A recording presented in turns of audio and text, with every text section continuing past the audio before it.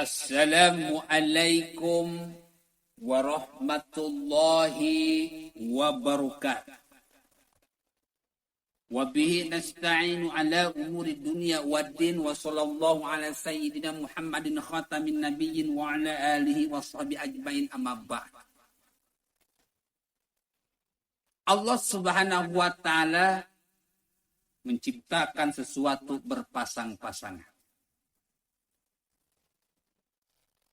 Ada mata kanan, ada mata kiri. Ada laki-laki, ada perempuan. Ada utara, ada selatan. Ada jantan, ada betina. Ada orang baik, ada orang jahat.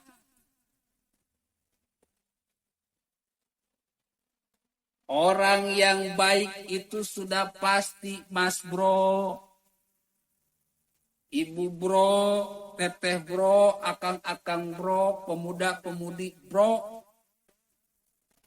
Orang baik itu yang hatinya baik, yang pemikirannya baik, yang lisannya baik, yang perbuatannya baik. Itu orang baik. Kalau orang jahat, hatinya jahat, pemikirannya jahat, lisannya jahat, perbuatannya jahat. Dalam Al-Quran digambarkan orang-orang baik ini dengan 4 ciri. Ilalladzina amanu, 1, beriman.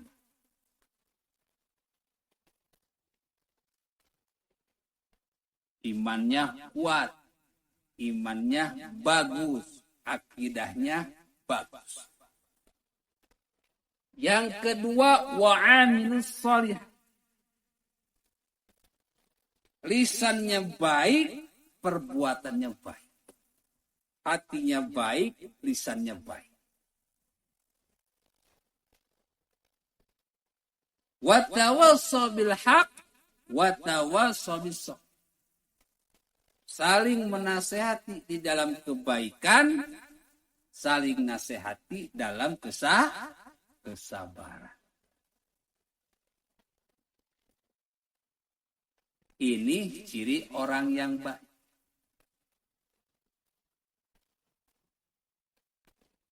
Orang yang jahat, kata Allah dalam Al-Quran, qalu ataj'alu fiha man yufsidu fiha wa yasfikud dima. Mereka suka bikin kerusakan. Kerusakan alam. Suasana negara yang aman, damai, tentram, saling asah, saling asih, saling asuh, saling toleransi, saling tenggang rasa. Dirusak mas bro. Dengan tebar gibah, tebar fitnah, tebar kebencian, tebar kebohongan seperti di Pilkada DKI kemarin. Seperti di kampanye Pilpres kemarin. Suasana negara yang damai jadi panas, jadi kacau, jadi acak-acakan, jadi semrawut, jadi penuh permusuhan.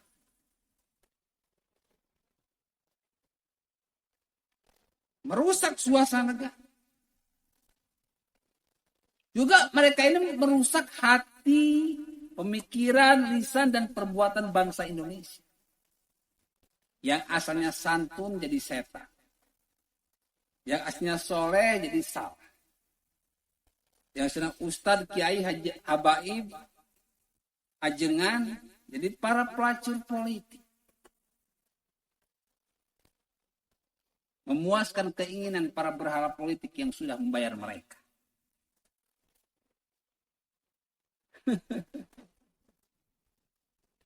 Ya, ulama 212, PA 212.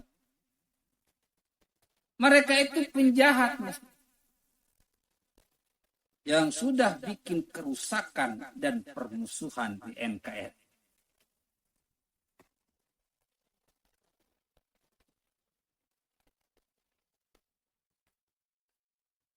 Ibu, bapak, hadirin pemuda-pemudi sebangsa setanah air. Apakah Jokowi ini seorang yang baik atau seorang yang jahat? Maka jawabannya, Jokowi seorang yang baik, Mas. Kalau seorang yang jahat, gak mungkin terpilih 2 kali ketika jadi wali kota Solo, terpilih jadi gubernur Jakarta, terpilih menjadi presiden 2 periode. Dan orang-orang yang membenci Jokowi, di SBY, Agus Harimukti Yudhoyono, Ustadz Tengku Zulkarnain, Habib Rizik, Ustadz Walmi Yahya, Ustadz Maher, Giknur,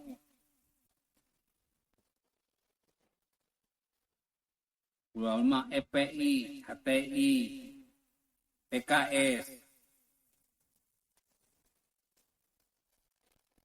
Ustadz Bahtiar Nasir, orang-orang Orde Baru, Yusuf Kala. Mereka itu orang-orang yang jahat. Kenapa saya berkata mereka jahat? Karena mereka selalu bikin kerusakan hati, kerusakan lisan, kerusakan perbuatan, kerusakan pemikiran dari rakyat Indonesia. Akhirnya terjadi permusuhan. Suasana NKRI jadi panas. Mereka bukan mengkritik, Mas. Memang ingin menjadikan negara ini chaos. Tidak terkendali, kacau balau. Ujung-ujungnya maka. Jahat mereka itu, Mas. Kalau orang baik tidak akan mungkin membenci pemimpin yang baik. Karena mereka jahat, maka mereka membenci pemimpin yang baik. Sirija Ramli, Said Didu, Fadli John, itu penjahat semua.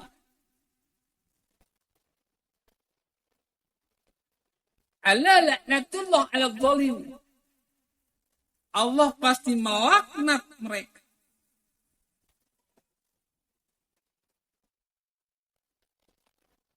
Isu yang dilontarkan tidak jauh dari PKI. Rakyat kelaparan, sembako mahal, bensin mahal, TKA Cina. Apa nggak bisa kalian kalau misalkan mau mengkritik? Kalian ini orang-orang elit, Mas Bro. Mengkritik nggak perlu pakai medsos. Kalian punya jalan sendiri yang lebih mudah untuk memberi kritikan kepada Jokowi. Kalau memang ada hal-hal atau kebijakan yang kurang berkenan. Mudah kalian, nggak perlu berteriak-teriak di medsos. Nggak lucu. Kalau berteriak di medsos, berarti kalian ini memang ingin memprovokasi rakyat ini agar melakukan pemberontakan kepada pemerintahan yang sah. Berarti kalian ini penjahat.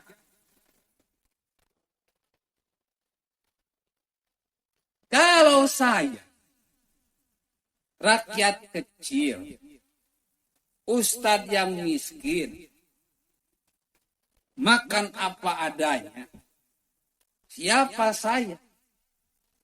Surat yang saya sudah masukkan ke gubernur, wali kota, menteri, presiden. Wajar tidak ditanggapi. Toh saya ini rakyat biasa. Saya ini ustadz biasa. Jadi tidak ada cara lain yang bisa saya lakukan selain memberikan kritikan dan saran lewat medsos. Kalau ada jalan yang lain, saya tidak akan bermedsos, Mas Bro. Kalau misalkan pintu istana dibuka, pintu kementerian dibuka, pintu gubernur dibuka, pintu wali kota dibuka, pintu bupati dibuka, saya akan menempuh jalur tersebut. Itu lebih baik dan lebih bermanfaat daripada teriak-teriak di medsos.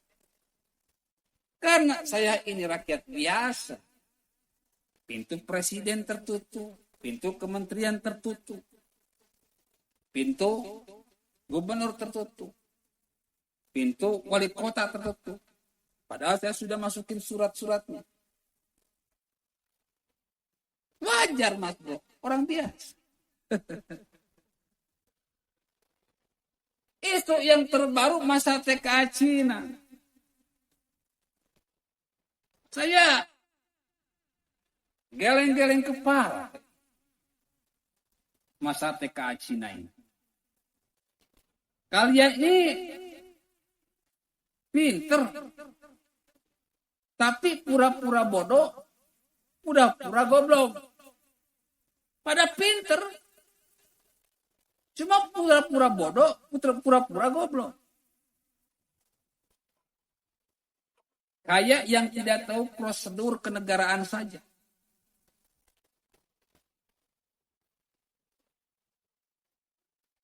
TKA Cina datang ke Indonesia, ke Morowali. Itu kan ada perjanjian bilateral antara Indonesia dengan Cina.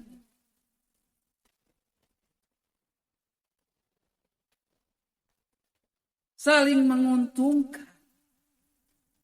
Indonesia dibangun, negara Cina pun mendapat keuntungan. Apa yang salah? Teriak-teriak masa 500 TKA Cina yang datang membawa virus corona. Gajinya 15 juta per bulan, sedangkan TKI di Morowali cuma 2 juta. Perusahaan itu ada prosedur, Mas Bro. Menentukan tenaga kerja itu tidak sembarang. Ada sesuatu yang harus dilalui. Ada sesuatu yang harus ditempuh. Tidak sembarang. Masalah TKA Cina kok diributi.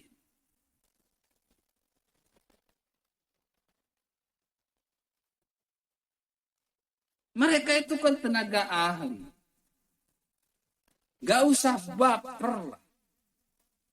Saya tahu. Tidak ada cara yang lain. Tidak ada isu yang lain selain Cina. Dari 2014 hingga saat ini, isunya cuma itu aja. Kenapa kalian teriak-teriak? Kenapa kalian tidak datang aja ke istana? Pintunya terbuka. Kalau memang ada kesalahan prosedur terhadap tenaga kerja asing di Morowali, tenaga kerja Cina di Morowali,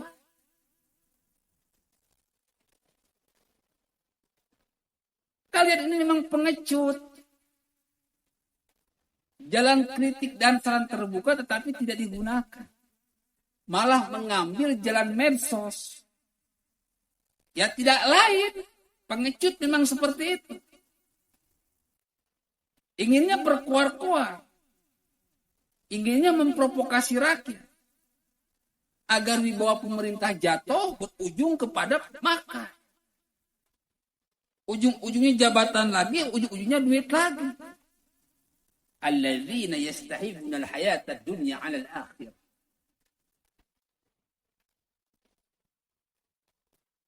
Kalau kemarin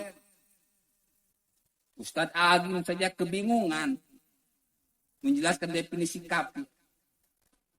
Ustadz Somad aja kebingungan menjelaskan definisi kafir. Ustadz Adi Hidayat aja kebingungan menjelaskan definisi kafir. Kafir itu para penjahat, Mas Bro. Yang lebih mementingkan kepentingan dunia daripada kepentingan akhir.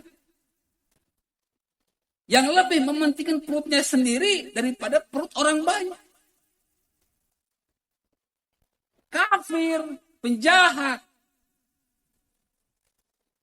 Laknatullah ala dzalimin, Allah pasti melaknat orang-orang jahat.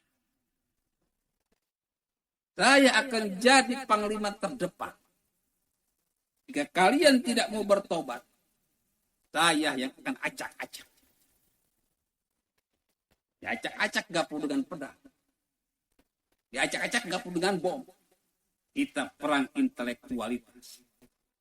Saya yakin rakyat Indonesia lebih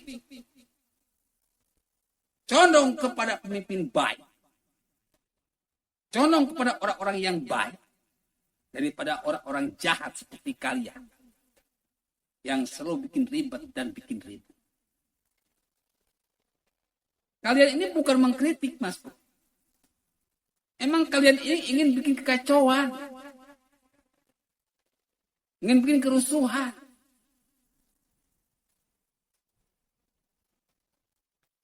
Apalagi lihat si Anies Baswedan. Ketika rakyatnya butuh bantuan bansos, dia lebih memilih duit 560 miliar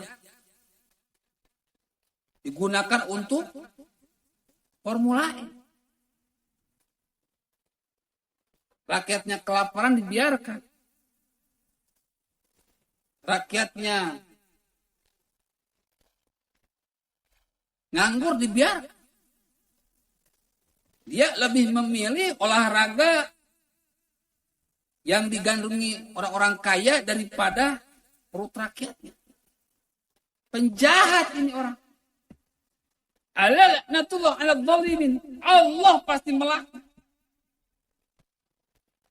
Rasulullah itu lebih mementingkan umatnya, perut umatnya daripada perut dirinya sendiri. Bahkan Rasulullah menjadi orang termiskin di umat. Kenapa? Karena yang dipikirkan oleh Rasulullah hanya perut umatnya, hanya pemikiran umatnya, hanya lisan umatnya, hanya perbuatan umatnya. Cuma umatku.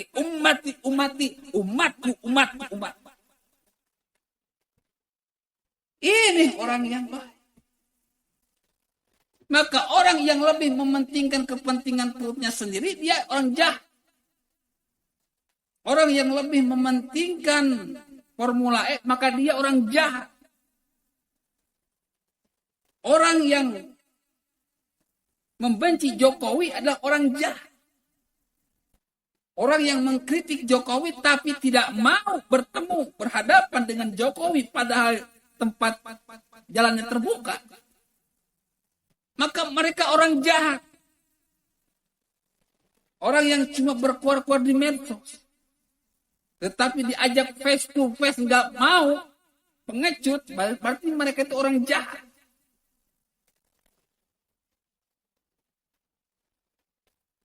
Laknatullah ala dzalim. Allah melaknat orang-orang yang jahat.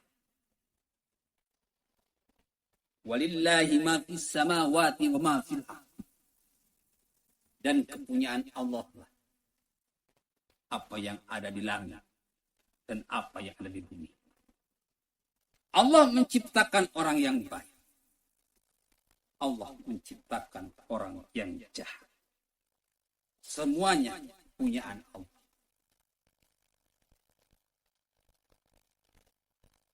Wa kana Allahu bikulli syai'in muhita. Dan Allah Maha mengetahui terhadap segala sesuatu. Allah sangat mengetahui siapa orang baik, siapa orang jahat. Siapa ulama yang baik, siapa ulama yang jahat. Durian. Kalau kita lihat cangkangnya memang mengerikan. Tapi ternyata isinya sangat enak. Dan durian merupakan bahan buah-buahan yang paling mahal. Daripada anggur lebih mahal durian. Daripada apel lebih mahal durian. Satu biji durian dengan satu biji apel. Mahal mana, Bu? Mahal durian. Satu biji durian dengan satu biji jeruk. Mahal mana, Bu? Bapak-bapak hadirin pemuda pemudi sebangsa setanah air. Mahal durian. Orang-orang baik terkadang tidak terlihat baik di penampilan. Tetapi dia akan terlihat baik di hatinya, di pemikirannya, di lisannya, dan di perbuatan. Tapi orang-orang yang jahat terlihat baik di penampilan, tetapi busuk di hatinya, busuk di pemikirannya, busuk di lisannya, busuk di perbuatannya, selalu bikin kerusakan, permusuhan pada seluruh umat manusia.